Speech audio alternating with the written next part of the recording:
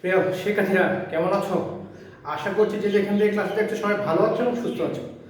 আজকে আরেকটি গুরুত্বপূর্ণ ক্লাস নিয়ে চলে এসেছি।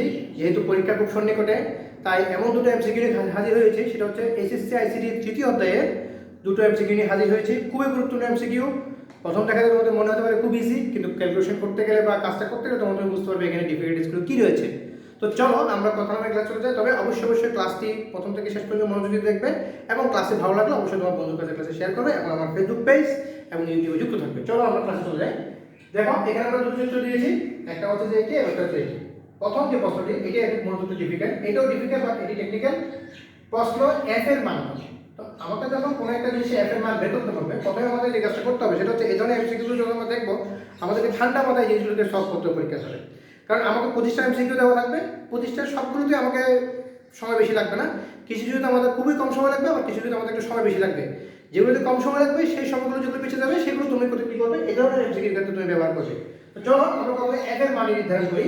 তো আমাকে প্রথমে যেটা করতে হবে, এফ এর যে মান সেটা নির্ধারণ করতে হবে। এফ এর মান নির্ধারণ করার আগে আমরা যদি দেখি, দেখো এখান থেকে এই লাইনটি ড্র যেটি দিয়েছে অর্থাৎ এ এ, এটি হচ্ছে এ, শুধু এ, সিঙ্গেল এ। ভালো কথা, আমরা সিঙ্গেল এ পেয়ে গেলাম। সিঙ্গেল এ পাওয়ার পরে দেখো এখান থেকে এই এটা এসেছে এখানে এবং এখানে বি এসেছে, অর্থাৎ একটা সিঙ্গেল এ এবং একটা সিঙ্গেল বি যুক্ত হয়েছে। এবং এই যে এইভাবে আগে একটা বাঁকানো যে কার্ভ দেওয়া আছে সেটা হচ্ছে সেটা বলতে আমরা কি জানি, আমরা জানি এটা হচ্ছে এক্স অর, অর্থাৎ এ এক্স অর বি এর যে আমাদের যে সূত্র আমরা শিখেছি সেটা নির্দেশ করে। তো এ এক্স অর বি কিন্তু এখানে সরাসরি নেই, কারণ এখানে যে বি, যেটা আমরা বি বলতেছি সেখানে আসলে মূলত এখানে যে বি মানটা সেটা মূলত আসলে হচ্ছে এ প্লাস বি নট, কারণ একটা এ থেকে এসেছে একটা বি থেকে গেছে, আবার বের হওয়ার সময় পাওয়ার আছে সেজন্য এটা হচ্ছে এ প্লাস বি নট। এখন এই এ প্লাস বি নট এর সাথেই কিন্তু মূলত আমার এ এক্স অর বিটা হয়েছে, অর্থাৎ আমার যে এফ এর মানটা সেটা মূলত নির্ধারিত হচ্ছে কি, তাহলে এ এক্সর বা এক্স, এটাকে আমরা এক্সক্লুসিভ এক্স বলে, এক্স গেট বলে থাকি, এ প্লাস বি নট। এই হচ্ছে মূলত আমার এফ এর মান। এবার আমরা যদি এটাকে এ এক্সর বি এর সূত্রের মধ্যে ফেলতে চাই, অর্থাৎ আমরা যদি এটাকে এ এক্সর বি এর সূত্রের মধ্যে ফেলতে চাই, এ এক্সর বি, আমাকে কি লিখতে হবে, A not B plus A B not. কিন্তু আমার এখানে এই যে a প্লাস বি যেটা আছে এটাই হচ্ছে আমার b, তাহলে এটা যদি আমার b হয়ে থাকে, আমি যদি এটাকে b বলে থাকি তাহলে আমার সূত্রটা কি দাঁড়াচ্ছে, এখন আমরা কি বলছি a নট ইনটু এটা b কি হচ্ছে a plus b not plus a b not, তাহলে a থেকে যাবে a b নট বলতে কি into a plus b not, আগে থেকে নট ছিল এবং সূত্রের নট, অর্থাৎ আমার যে b এর উপর নটটা দিলাম। এবার আমরা যদি ক্যালকুলেশন করি, আমরা আমাদের নটটাকে এখানে রাখলাম এবং আমরা কি জানি, আমরা প্রথমে সূত্র প্রয়োগ করতে হবে। সূত্র প্রয়োগ না হলে ব্র্যাকেটে যাব, ব্র্যাকেটের কাছে করব, ব্র্যাকেটের পরে সূত্র প্রয়োগ করব, তারপরে কমন নিব, এভাবে স্টেপ বাই স্টেপ কিন্তু আমাদের কি করতে হয়, সলভ করতে হবে। এখানে আমরা কি করতে পারি, ডি মডেল অনুসারে এ নট ইনটু বি নট, অর্থাৎ আমরা ডি মডেল অনুসারে ভেঙে ফেললাম, প্লাস এখানে সমান হয়ে গেল কি, আমরা কি জানি এর উপর কোনো কিছু ডাবল নট থাকলে এটা একটা হয়ে যায়, আমরা a প্লাস b রেখে দিলাম। এবার এখানে যখন আমরা আসবো a not into a not, অর্থাৎ দুটো আমার যখন দুটো a নট হয়ে গেল, a not into a not, আমার দুটো a নট হয়ে গেছে, আমি একটা a নট হয়ে যাবে আমার এখানে a not b not plus এখানে এসে আমার কি আছে a ইনটু a, আমি যদি গুণ করে দিই প্লাস ab। আবার আমরা কি জানি a ইনটু a মানে হচ্ছে একটা a, তাহলে a not b not plus একটা a প্লাস ab। ঠিক আছে, তাহলে আমরা কি কোথায় চলে আসলাম, আমরা এখন এখানে চলে আসলাম, a not b not plus আমরা চলে আসছি a not b not plus a plus ab।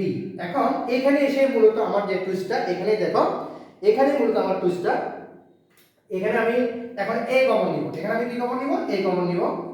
এখন আমার a নট b নট রেখে দিলাম প্লাস এখানে এসে আমি যদি a কমন নিই, a কমন নিলে 1 চলে আসবে, 1 প্লাস b।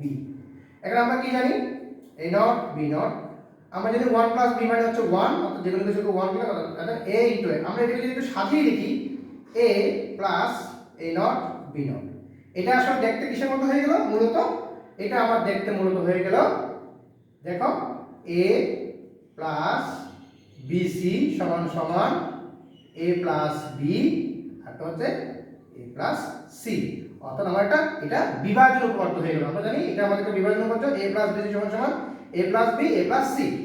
ঠিক এটা তো আমরা হুবহু কি করতে পারি, ওটার মতো করতে পারি। ওটার মতো যদি আমরা করি তাহলে a এর সাথে a not, a plus a not, এবং এখানে হয়ে যাবে কি a প্লাস b নট, কারণ একবার a নটের সাথে একবার b নটের সাথে। আর আমরা জানি a প্লাস a নট সমান 1, তাহলে আমার থাকতেছে কত, a প্লাস b নট।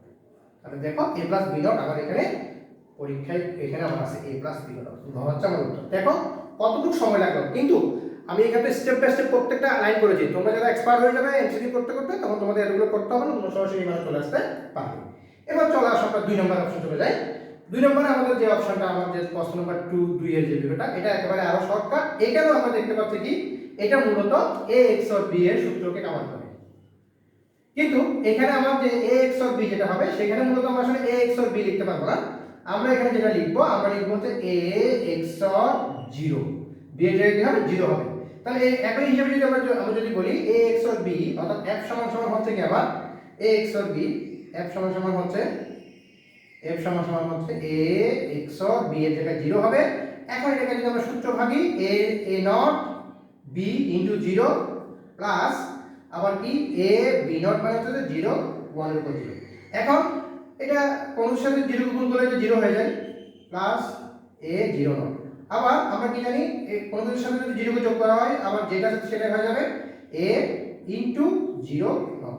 আমরা কি জানি, নটকে যখন আমরা ভাগি, শূন্য থাকলে 1 হয়, 1 থাকলে 0 হয়। তাহলে সেই হিসাবে আমরা যদি এই নটটাকে ভেঙে ফেলি, তাহলে কি করতে হবে, a ইনটু 1, অর্থাৎ 0 কে নট করলে 1 হয়ে যাবে, আর a কে যদি আমরা 1 এর সাথে গুণ করি, obviously a হবে। দেখো আমার এখানে উত্তর কিন্তু a আছে, খ নম্বর হচ্ছে a। দেখো দুটো এমসিকিউ দুই ধরনের, কিন্তু দুটোই কিন্তু পরীক্ষা আসার মতো মোস্ট ইম্পর্টেন্ট এমসিকিউ। তো আমি চেষ্টা করেছি খুব সুন্দরভাবে উপস্থাপন করার জন্য, কিন্তু আমার চেষ্টাটা তখনই সফল হবে যখন তোমরা আমার পেজে যুক্ত থাকবে, ইউটিউবে যুক্ত থাকবে এবং আমার কাজগুলোকে শেয়ার করবে। সে পর্যন্ত তোমাদেরকে অসংখ্য ধন্যবাদ আছে। এবং তার পাশাপাশি যে কোনো বিষয়ে ক্লাস যদি তুমি পেতে চাও, অবশ্যই আমার পেজে পেজে যুক্ত থাকবে, এতে করে তোমার অন্যান্য বিষয় যেগুলো আছে ইংরেজি আইসিটি সেগুলো পেতে পারো। এবং তোমরা যদি যারা আপকামিং যে স্টুডেন্ট আছো 26 পরবর্তী 27 28 সালে, তারা অবশ্যই এসএসসি যে কোনো বিষয়, কমার্সের বিষয়, হিসাব বিজ্ঞান, ফিনান্স, অর্থনীতি এবং ইংরেজি আইসিটি বিষয় পড়তে চাইলে আমার যে পেজ, ফেসবুক পেজ, সেখানে আমাকে অবশ্যই নক দিবে। ধন্যবাদ তোমাদেরকে।